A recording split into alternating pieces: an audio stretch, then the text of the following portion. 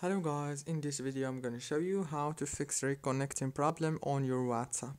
So first thing you have to do is so easy, just open the settings on your phone like this and then go to the apps manager. After that, go to the apps again right here in the top.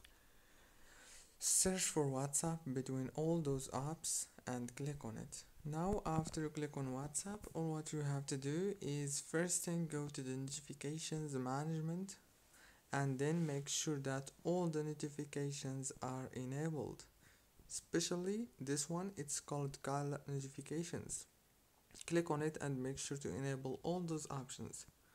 Go back, click here on force stop, and now restart your phone, reopen WhatsApp, and congratulations. Don't forget to like, subscribe. Thank you for watching.